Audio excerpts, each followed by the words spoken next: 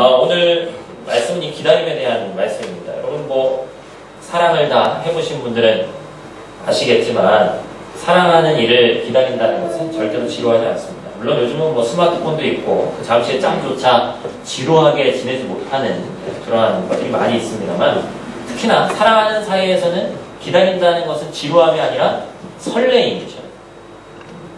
그럼 크리스마스를, 성탄절을 기다리는 아이의 마음이 지루함이겠어요? 설레임이겠어요? 설레임이죠. 근데 제가 아이라는 단서를 단 이유가 있습니다.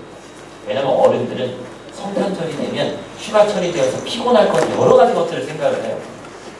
단지 설레이지만은 않습니다. 나이가 먹어가면 먹어갈수록. 아닌 분도 계시겠습니다만. 그러나 어린아이의 그 순수한 마음, 다시 말해서 신앙을 순수한 마음으로 가지게 되면 주님께서 우리에게 오시는, 물론 이 대림절이라는 것이 대강절이라는 것이 제가 써놨습니다만 앞에다 말씀도 바로 이렇게 제가 써놨죠. 거기다 써놨습니다만 읽어보신 분들은 아시겠습니다만, 이 대강절이라는 것이 단지 초림, 그러니까 2000년 전에 오셨던 예수 그리스도를 우리가 기억하기 위한 것도 맞지만, 지금 현재를 살아가는 우리가 다시 오실 예수님을 어떻게 기다려야 되는지, 그리고 그 자세는 어떠해야 되는지를 상기하며 기억하는 것이 이 대강절에 가져야 될 신자의 자세다라고 이렇게 써놨습니다.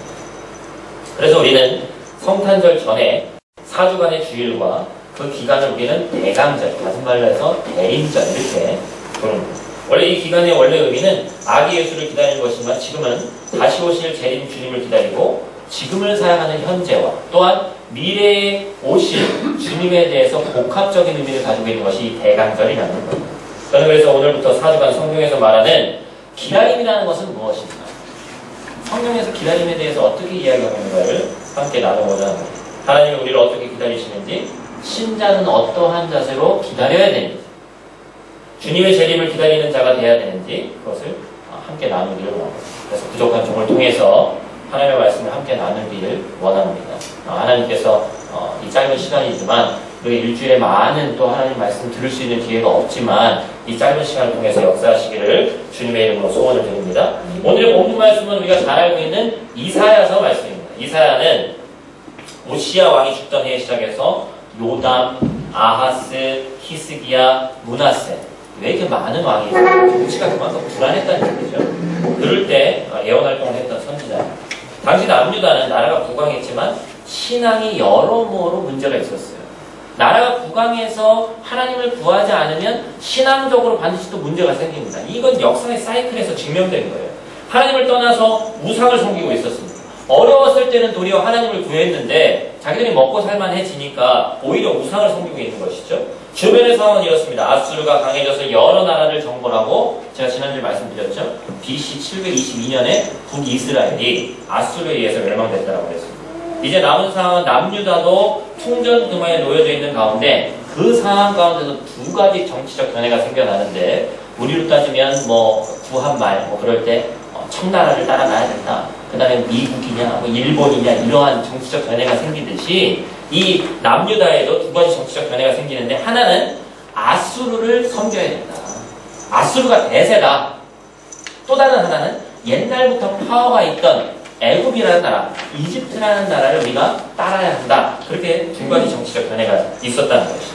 이런 정치적 견해 가운데 이사야는 오늘의 본문 바로 앞에 뭐라고 선포하고 있냐면, 오늘 본문 바로 앞에서 애국과 맺은 맹약은 모든 것이 다 헛되다라고 얘기하고 있어요. 그리고 아수르도, 지금 최강국인 이 아수르도 결국엔 하나님에게 심판받을 것이다 라고 선포하고 있어요. 이것은 하나님이 정하신 것이고 그 누구도 이것을 바꿀 수 없다, 그렇게 이야기하고 있습니다. 이게 이사야가 예언한 내용이에요. 그러면서 이제 본문의 말씀이 시작이 됩니다. 본문의 말씀에서 이사야가 지적한 이스라엘 백성들의 죄는 뭐냐면, 바로 거짓된 구원을 위해서 하나님을 버렸다라고 얘기합니다. 거짓된 구원 뭡니까? 하나님을 의지하지 않고 아수르냐 애굽이냐를 따라가는 것, 그게 바로 거짓된 구원이라는 거예요. 눈으로 보기에는 그것이 합당한 일 같아 보이지만 그렇지 않다는 것이죠. 하나님의 백성을 어떻게 해야 됩니까? 응당, 하나님을 의지해야 할 이스라엘 백성이 하나님이 아닌 이방 나라를 의지했기 때문에 그것이 거짓된 구원이다라고 이야기를 하고 있는 겁니다. 역사적으로 보면 하나님 외에 다른 나라를 이스라엘이 의지할 때 다른 나라도 멸망하고 이스라엘도 멸망하고 말았어요. 이스라엘 백성들도 그것에는 예외가 없습니다. 선민이라고 예외가 있는 것이 아니라는 것이죠. 왜냐하면 하나님은 공의의 하나님이시기 때문에, 다른 말로 해서 본문에서 뭐라고 이야기하고 있습니까? 정의의 하나님이다라고 이야기하고 있죠. 정의의 하나님은 죄에 대해서 반드시 짚고 넘어가신다는 것이죠. 그게 바로 이사야가 이야기한 말씀입니다. 여러분 18절 말씀을 다시 한번 잘 읽어보기를 원하는데요. 우리 한 번 더 읽어보도록 하겠습니다. 다시 읽겠습니다. 그러나 여호와께서 기다리시나니 이는 너희에게 은혜를 베풀려 하시며 일어나시니 이는 너희를 긍휼히 여기려 하십니다. 대저 여호와는 정의의 하나님이시라. 그를 기다리는 자마다 복이 있도다. 부정적인 상황 가운데 애굽을 따르든지 아수르를 따르든지 하나님을 온전히 의지하지 못하고 이방 나라를 섬김으로 인해서 결국에 심판받아야 되는데, 그게 18절 이전에 17절까지의 내용이었는데 18절에 나오는 단어가 뭡니까? 그러나로 시작합니다. 부정적인 상황인데 그러나라는 부정적인 얘기가 나왔으니까 무슨 상황으로 바뀌는 거예요? 부정이니까 긍정으로 됩니다. 무슨 얘기인지 아시겠어요? 부정적인 상황을 부정적으로 또 한 번 바꾸니까 긍정적인 상황으로 바뀌는데 뭐라고 얘기합니까? 심판받아야 마땅하고 죄값을 치러야 하지만 우리 하나님께서 그러나 심판받아야 마땅하지만 그러나 기다리신다는 거예요. 왜 기다리신다는 거예요? 우리에게, 이스라엘 백성에게 은혜를 베풀기 위해서. 여러분, 놀라운 하나님의 말씀입니다. 아이를 키우면서 이제 아이를 또 낳고 낳은 지 얼마 안 됐고 낳으실 분은 이미 다 장성한 아이를 키운 분들도 있습니다만, 아이를 키우면서 마음대로 안 되는 게 많아요. 제가 이제 아이를 낳기 전에는 좀 어떤 그런 애들이 있으면 부모님들 딱 보면서 저게 왜 애가 그냥 안 되나 이런 생각할 때가 좀 있었습니다. 그러나 애를 낳아서 키우니까 정말 이게 마음대로 되는 것이 아니구나. 칭얼대는 것을 고치고 아이를 바르게 키우려면 부모들도 조급해서는 안 되죠. 그걸 모르는 사람은 없어요. 아이가 원하는 대로 다 해주면 그 아이는 분명히 버릇 없어질 수밖에 없어요. 아이고 그래 가져라. 먹어라. 입어라. 다 뺏어서 너 가져라. 이러면 당연히 얘는 잘못될 수밖에 없습니다. 그러나 때로는 그 상황을 알면서 제대로 훈육하지 못할 때가 있더라는 것이죠. 우는 소리가 때로는 듣기 싫어서 주지 말아야 될 것을 주기도 하고, 이론적으로 분명히 아는데 그 상황을 넘어가고자 일관된 행동을 보이지 못하고 그러지 못할 때가 많이 있다라는 것이죠. 이유식을 해야 될 때가 있고 딱딱한 음식을 먹어야 될 때가 있습니다. 근데 이유식 먹어야 되는 애한테 딱딱한 음식을 주면 당연히 먹을 수가 없다는 것이죠. 너무 단 것은 피해야 할 때가 있고 이제 매운 것도 먹을 수 있는 때가 물론 있습니다. 그러나 응당 자식을 사랑하는 부모로서 먹어야 될 때에 따라서 줘야 될 것, 그 다음에 하지 말아야 될 것을 막아야 되는 것은 응당 부모로서 해야 될 일이라는 것이죠. 공의의 하나님을 강조하면 많은 사람들이 중세의 하나님을 떠올립니다. 중세의 하나님은 어떤 이미지였어요? 마르틴 루터가 종교개혁을 할 때 당시에 제가 종교개혁주의를 얘기하면서 말씀드렸죠? 보좌에 앉아서 심판하시는 하나님. 그게 공의의 하나님 물론 맞습니다만 하나님의 이미지가 심판하시는 이미지만 갖고 있으니까 보좌에 앉아서 위험 있는 모습으로 우리를 재판하는 하나님의 모습만 상상한단 말이에요. 그러다 보니까 하나님에게 은혜와 자비를 구하는 일이 쉽지 않더라는 그런 하나님만 상상을 하니까. 그래서 오히려 신앙생활을 통해서 하나님 안에 참 자유를 맛보는 것이 아니라 매번 신앙생활을 하면서도 눌리고 자유함이 없고 하나님 안에 참 자유를 맛보지 못하는 삶을 살게 된다는 것이죠. 그러나 공의의 하나님, 오늘 본문의 정의의 하나님은 어떤 하나님입니까? 이 정의란 어떠한 것이냐면 참된 정의란 죄 지은 자에게는 심판, 착한 행실로 하나님의 백성에게는, 산 사람들에게는 상 주시는 게 정의인 거예요. 그게 공의인 거예요. 심판만 하시는 하나님이 아니시란 말이죠. 심판보다 더 큰 개념이 뭡니까? 바로 하나님의 사랑이기 때문에 그렇죠. 바로 구원을 베푸시는 하나님. 이 두 가지를 다 가지고 있는 것이 진정한 정의다라는 것입니다. 그래서 우리는 오늘 이 말씀 안에서 하나님께서 자기의 백성을 사랑하는 것을 느낄 수 있어요. 많은 사람들이 구약 성경을 읽으면 구약의 하나님은 뭐라고 얘기합니까? 전쟁의 신이다. 이방 민족을 시도 남기지 않고 다 멸하라고. 어떻게 이렇게 잔인한 신이 될 수가 있나? 그러나 여러분 보세요. 제가 자주 예를 드는 거 아닙니까? 아이가 있는데 제가 아이를 키우니까 아이의 예를 자꾸 들 수밖에 없어요. 그리고 우리가 하나님 보시기에 아이가 될 수밖에 없기 때문에 불이 있는데 불씨가 있단 말이에요. 근데 그 불씨가 있는데 거기에 가가지고 아이가 뜨거운 건 잘 아는데 물론 이 교육적 차원에서 좀 강하게 교육하시는 분들은 그 불에다가 아이 손을 한번 대바라 하고 딱 하시는 분들도 있습니다. 스파르타로 강하게 교육하시는 분들도 있죠. 근데 대부분 뭐라고 얘기합니까? 아 뜨거워 큰일 나 하면서 무슨 수를 써서라도 그 불을 다 끄죠. 절대로 불씨를 남겨두지 않습니다. 불씨를 남겨두는 걸 보고 사랑이라고 하지 않아요. 깨끗하게 정리하는 것을 보고 아이가 전혀 조금의 해도 입지 않게 하는 것을 보고 사랑이라고 하는 거죠. 어떤 관점에서 성경을 보느냐에 따라서 이 성경이 180도 달라지는 겁니다. 그래서 결국에 많은 사람들은 일반적으로 사람들이 생각하는 것은 받은 대로 돌려주는 것이 인간의 순리라고 이야기를 합니다. 만약 어떤 이에게 무엇인가를 당했다면 그 당한 대로 2배, 3배 갚아줘야 될 것이 인간의 삶이에요. 일반적인 생각을 하는 것이죠. 그러나 하나님은 그렇지 않습니다. 가장 사람들이 하나님을 버리고 의지하지 않자 하나님이 하시는 일은 뭐냐면 심판하시는 게 아니라 기다리신다는 얘기라고 했어요.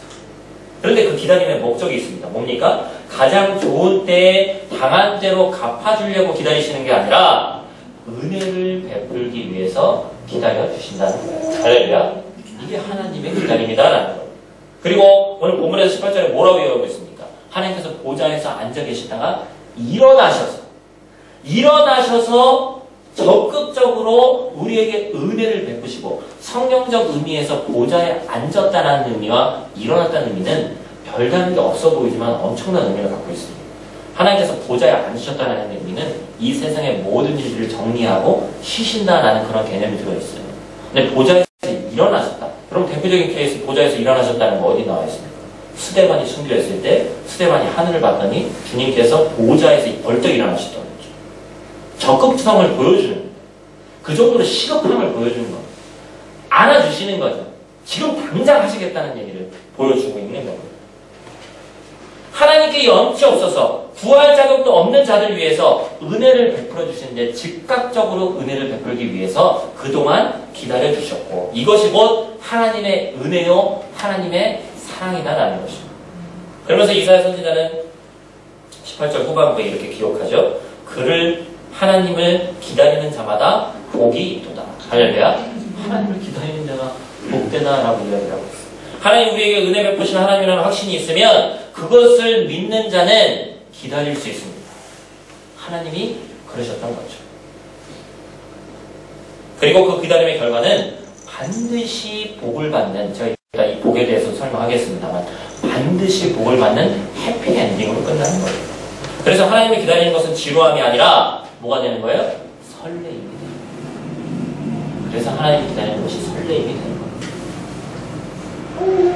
그러나 그 확신이 없는 자는 항상 반복되는 죄악 가운데 하나님의 참사를 깨닫지 못하고 느끼지 못합니다. 그런 영혼은 숱한 기회 가운데서도 결국에 멸망하고 만다는 것입니다. 이렇게 세상의 것을 신뢰하지 아니하고 하나님을 신뢰하는 이들에게 주어지는 것이 있으니 그것이 바로 하나님이 오늘 본문의 말씀 21절에 보니까 뭐라고 얘기하고 있습니까? 하나님이 우리의 스승이 되어주신다라고 이야기하고 있어요. 21절 말씀을 근거로 이 스승은 목자로도 비유할 수 있을 것 같습니다. 21절 말씀 우리 한번 같이 다시 한번 읽어보죠. 21절 말씀 같이 읽겠습니다. 너희가 오른쪽으로 치우치든지 왼쪽으로 치우치든지 내 뒤에서 말소리가 내 귀에 들려 이르기를 이것이 바른 길이니 너희는 이리로 가라 할 것이다. 여러분 그 목자가 양을 치는 것을 여기 지금 말을 탔습니다만 물론 말을 타도 되고요. 그렇지 않은 경우도 있습니다. 목장에서 양을 치는데 상상해야 될 요소가 3가지가 있어요. 첫 번째는 목자고요. 두 번째는 양이고 세 번째는 개입니다. 양을 치는 개가 있어요. 그렇죠? 목자가 양을 데리고 다니는데 여러분 나중에 영상이나 우리가 직접 추범을 하지 않기 때문에 영상 같은 거 찾아보세요. 저도 그래서 주석도 보고 예전에 봤던 그 영상을 떠올리면서 유튜브도 찾아보고 있는데 100이면 100 양을 치는 목자는 나를 따르라 하지 않습니다. 어떻게 할까요? 뒤에서 뭘 구하? 그리고 명령은 누구에게 내립니까? 양을 치는 개에게. 100% 양에게 직접 얘기하지 않아요. 그러한 것을 머릿속에 넣어두고 한번 생각해 보시기 바랍니다. 오른쪽으로 가라고 하는 신호, 왼쪽으로 가라고 하는 신호를 개에게 들려주면 개는 막 짖으면서 왼쪽으로 돌고 오른쪽으로 치고 하면서 양떼를 끌고 가는 거예요. 결국에는 그 양떼들이 올바른 방향으로 갈 수 있게끔 목자를 통해서 그리고 개의 그 이야기를 통해서 결국에 가게 된다는 것이죠. 그래야 푸른 초장으로 가서 맹수들을 통해서 풀을 뜯을 수 있고 결국 양이 들어야 될 소리는 근원적인 소리는 누구의 소리입니까? 목자의 소리죠. 목자의 소리. 저는 이것을 보면서 목자는 이 말씀을 읽다가 오늘 본문이 이렇게 묵상돼야 될 내용이 아닌데 제가 묵상을 하면서 보니까 목자는 누구냐? 하나님. 그리고 저 같은 하나님의 말씀을 대언하는 자들, 꼭 목사만을 의미하지 않습니다. 목사들이 목자라고 얘기를 하죠. 근데 제가 보니까 목사는요, 짖는 개들. 나쁜 의미의 개가 아니라 하나님의 말씀을 대언해서 전하는 양치는 개가 목사다. 근데 많은 목사들이 자기가 목자인 줄 알고 착각을 하고 있어요. 나를 따르라가 되고 있어요. 절대로 그렇지 않습니다. 성경에서 이야기하는 것은 하나님의 말씀을 있는 그대로 잘 전하는 거예요. 그런데 거기에 내 사견과 목적과 다른 것들이 들어오다 보니까 성경이 내 마음대로 해석되기 시작합니다. 여러분 성경이 얼마나 무서운지 몰라요. 축복의 말씀만 32,500가지의 말씀이 써있다는데 그걸 가지고 별의별 것들을 다 만들어낼 수 있습니다. 그렇기 때문에 이단들이 생겨나고 사이비가 생겨나는 거예요. 우리가 이단과 사이라고 정정을 하지 않았지 하나님의 말씀을 자의적으로 해석해서 양떼들을 죽이고 있는 이 목자라고 얘기하는 사람들이 얼마나 많이 있는지 모르겠어요. 저도 마찬가지예요. 말씀을 전하면서 항상 긴장해야 돼요. 내가 이것을 도대체 어떠한 목적으로 하고 있는지 어떤 사람을 예를 들면 저격을 한다거나 그 말씀 가운데 무엇이 묻어나는 충분한 건전하지 않은 목적이 있다거나 항상 되돌아가야 된다는 것이죠. 우리가 말씀을 읽을 때도 마찬가지입니다. 여러분도 계속 그 자리에 있는 것이 아니라 여기서는 구역장도 하시고 목자도 하시고 다 하시는 분들도 계실 거예요. 우리 권사님도 계시고 다 합니다만 그런 분들도 마찬가지죠. 내가 하나님의 말씀을 하나님의 대언자로서 때로는 양치는 개처럼 잘 전하고 있는지 목자가 명령을 하면 양치는 개는 그대로 합니다. 그런데 사람은 내 판단이 있고 생각이 있기 때문에 그것을 자의적으로 해석하고 때로는 하나님이 말씀하시는 길과 정반대의 길을 제시할 때가 있더라는 것이죠. 나의 위치를 정확히 알아야 된다는 것입니다. 저는 이 스승 다시 말해서 목자 되신 하나님을 묵상하면서 이것 가운데서도 기다리시는 하나님을 발견할 수가 있었습니다. 여러분 목자가 양치는 목자가 가장 많이 하고 가장 잘하는 게 뭘까? 옛날로 한번 돌아가서 한번 머릿속에 상상해보세요. 양을 치는 거예요. 말을 타고 때로는 막 걸어다니면서 휙휙 휘파람 불고 하면 개가 막 짖으면서 이제 양이 딱 어느 한 곳에 가 있을 겁니다. 그러면 이제 그곳에서 이제 풀을 뜯고 막 뛰놀고 하겠죠? 그럼 목자는 뭐 합니까? 뭐 해야 되죠? 가장 많이 하는 게 이 목자도 보니까 기다리는 거더라고요. 양떼는 기다리는 거. 다 먹을 때까지. 충분히 놀 때까지. 기다리는 것을 하더라는 거예요. 하루 종일 이곳저곳을 뛰어다니고 막 잔소리하고 그런 거 하지 않습니다. 기다리는 일을 한다는 것이죠. 그 기다리는 양떼들은 이 기다리는 목자를 먼발치서 보면서 또 이 양떼가 그 목자의 음성을 때로 들으면서 또한 짖는 개의 존재를 보면서 때로는 맹수들로부터 지켜주고 그 안에 있기 때문에 마음속에 평안함을 느끼게 되는 거예요. 양떼들이. 목자가 있다라는 것 하나만으로 제가 그래서 이 말씀을 묵상하면서 기다리는 목자를 보면서 때로 자신 주변에 양치기 개를 보면서 평안함을 느끼는 이 양떼를 보면서 부족하지만 여러분의 목자로 기름 부어주신 제가 오늘 본문의 말씀을 예를 들자면 하나님이 양치기 개처럼 세워주신 제가 그 존재만으로 또한 여러분들도 누군가에게 평안함이 되었으면 좋겠어요. 있다라는 것 자체가 평안함이 되는 거죠. 누군가 존재한다는 것 자체가 우리 목사님이 계시기 때문에 우리 집사님이 계시기 때문에 우리 누구누구 청년이 있기 때문에 힘이 되고 교회가 평안이 넘쳐나는 거예요. 할렐루야. 가정도 마찬가지입니다. 우리 사랑하는 아내가 있기 때문에. 저는 뭐 저희 아내하고 부딪힐 때도 많이 있습니다만 가장 대표적으로 저희 아내가 없으면 먹고 살 수가 없어요. 그럼 뭐 잘해야죠. 잘해야 됩니다. 남자들이 잘해야 돼요. 근데도 이제 아직 잘 젊잖아요. 젊은 혈기가 막 흥가하다. 결국에 이제 목사가 죄라. 제가 항상 뭐 미안하다고 얘기하는 편이긴 합니다만 남편분들 잘 들으세요. 우리가 물론 힘은 조금 셀 수 있습니다만 모르겠어요. 힘도 약할 수도 있습니다. 힘은 셀 수 있습니다만 말 잘 들어야 됩니다. 진짜 잘 들어야 될 게 누구인지 잘 들어야 돼요. 그런데 누군가에게 있어서 여러분 아내분들 이런 거 우스갯소리를 제가 얘기했습니다만 누군가에게 그 존재만으로 뭐 어떤 이유든 간에 존재만으로 평안함을 느끼고 기쁨이 된다는 것은요 진짜 기쁜 일이에요. 감사한 일입니다. 할렐루야. 너무너무 감사한 일이라는 것이죠. 오늘 본문의 말씀을 이제 정리하면서 내 삶 가운데 역사하시고 선한 일을 행하실 하나님을 기대하시면서 그 목자 되신 하나님 존재만으로도 기쁜 하나님의 그 존재만으로도 기쁜 그것을 여러분들이 기억하시면서 그 하나님을 기다리시기를 원합니다. 그리고 그 하나님의 존재만으로 내가 내 눈앞에서 물질적인 대단한 것이 없어도 하나님 안에 참 평안을 느끼시기를 주님의 이름으로 축원을 드립니다.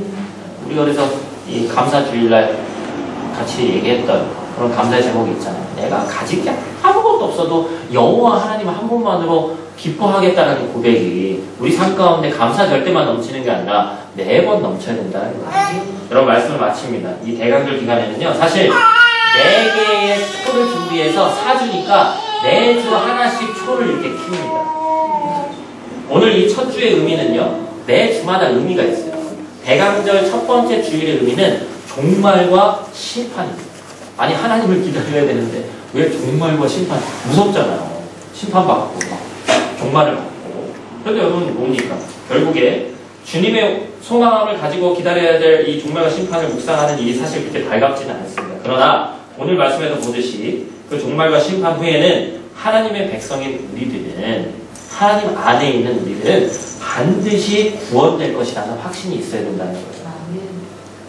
심판받고 그 다음에 멸망하고 물론 그런 일들이 공의의 하나님 안에서 반드시 일어난 일이지만 우리에게는 어떻게 보면 그 순간이 진정으로 하나님을 찬양하고 기뻐할 순간이 되어야 된다는 것이죠. 사랑의 하나님이 은혜의 하나님이 여전히 죄악 가운데 있는 우리를 은혜 베풀기 위해서 기다리시기 때문에 그렇습니다. 여러분 26절 말씀 보면 이 표현이 참 시적이고 아름다운 표현이 있습니다. 오늘 본문의 말씀 26절 말씀 한번 같이 읽어볼까요? 같이 읽어보겠습니다. 여호와께서 자기 백성의 상처를 싸매시며 그들의 맞은 자를 고치시는 날에는 달빛이 햇빛 같겠고 햇빛은 7배가 되어 7날의 우리가 가잖아요. 무슨 얘기입니까? 멸망받고 심판받아야 될 우리이지만 살아가는 삶 가운데서 상처받고 막 그 여러 가지 고난 가운데서 어려움을 당할 때가 많이 있다는 것이죠. 근데 결국에 하나님이 그러한 백성을 자기 백성을 회복시키시고 상처를 치유시키는데 이 본의 말씀 보십시오. 달빛이 햇빛 같아요. 엄청난 치유의 광선이 비친다는 것이죠. 햇빛이 7배나 강하게 비친다는 거죠. 형용할 수 없는 하나님의 치유의 광선이 우리의 삶 가운데 넘쳐 날 수 있다는 것이죠. 항상 설교를 마치면서 여러분들에게 결단을 호소합니다. 그러나 때론 이상과 현실은 동과 서가 먼 것처럼 너무나도 멀 때가 많이 있어요. 그런 삶을 과연 우리가 살 수 있을까 염려할 때가 많습니다. 주보 앞에 써놓은 것처럼 이 대강절이라는 기다림의 어원은 어드벤티스, 라틴어로 그 다음에 어드벤트 이렇게 이야기를 하는데 이 어원을 통해서 우리가 잘 아는 한 단어를 유추해 볼 수 있습니다. 여러분 어떤 단어가 있죠? 어드벤처가 있습니다. 어드벤처는 모험이죠. 모험이죠. 어원은 같은데 전혀 다른 뜻이죠. 그런데 잘 생각해보면 세상은 우리가 잘 기다릴 수 있게 가만히 두지를 않습니다. 그렇죠? 예배당을 나가는 순간 예배를 마치고 세상으로 나가는 순간 세상이 하나님을 잘 기다리게끔 신자로서 기다림의 삶을 잘 살게끔 만들어 놓지는 않는다는 거예요. 우리가 계획한 대로 세상이 돌아가지 않는다는 것이 잘 알 것입니다. 이 예배하는 곳을 나가는 순간 그렇게 된다는 것이죠.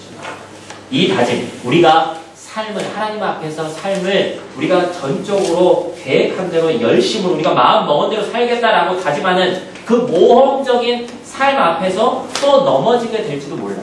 그러니까 모험적인 삶이기 때문에 무슨 일이 벌어질지 모르기 때문에 우리는 반드시 또 넘어질 수밖에 없다라는 이야기입니다. 그러나 여러분 희망을 잃지 마시기를 원합니다. 은혜의 하나님은 지금도 보좌에서 일어나서 우리가 가장 잘 보이는 곳에서 우리를 넘어져 있는 우리를 또한 넘어져 있는 우리에게 손 내미시는 하나님이신 줄 믿습니다. 그러니까 넘어져도 다시 일어날 수 있는 힘이 나에게 근원이 있는 것이 아니라 우리 아버지 하나님, 기다리시는 하나님에게 그 근원이 있다는 것이죠.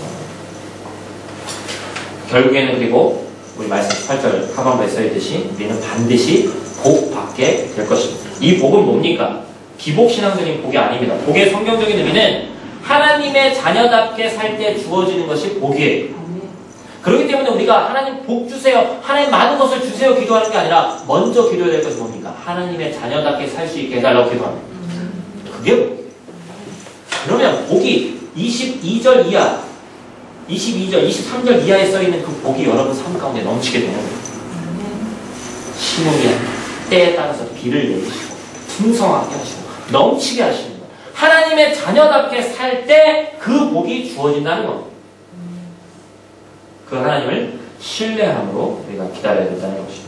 예수님께서는 약 2000년 전에 베들레헴에 오셨습니다. 결국 메시아를 기다린 자들에게는 그리고 예수 그리스도를 믿은 자들에게는 그 자체가 복이 됐습니다. 예수님을 기다리고 예수님을 믿은 자들에게는 그 자체가 복이라는 겁니다. 오늘날 우리의 기다림이 2000년 전에 끝난 것이 아닙니다. 하나님은 지금도 우리를 여전히 기다리고 계신 줄 믿습니다. 제약된 길에서 돌이켜 하나님께 돌아오기를 기다리시고 계시고 대강절을 맞이해서 하나님의 기다림을 마음속에 새기면서 주님께서 우리에게 오시기를 간절히 기다려야 된다는 것입니다. 말씀을 마치면서 우리 가장 마지막에 있는 거죠. 요한계시록 22장 20절에 써있는 말씀, 우리 대강절 설교하기 전에 제가 매번 이 말씀 같이 읽을 텐데 같이 한번 읽고 말씀 마치도록 하겠습니다. 요한계시록 22장 20절 말씀입니다. 다시 읽습니다. 이것들을 증거하신 이가 가라사대 내가 진실로 속히 오리라 하시거늘 아멘. 주 예수여 오시옵소서. 할렐루야. 이 고백이 우리의 진정한 고백이 되길 원합니다. 이 고백이 무슨 고백이라고 하죠? 신약성서에서 신약 초대교회 성도들이 했던 고백. 무슨 고백입니까? 바로 마라나타의 고백. 아멘. 예수여 오시옵소서. 이미 준비가 되어 있습니다. 주님을 기다리고 있습니다. 그러한 삶으로 한 주간 그러한 자세로 승리하는 여러분들 되시기를 주님의 이름으로 축원합니다.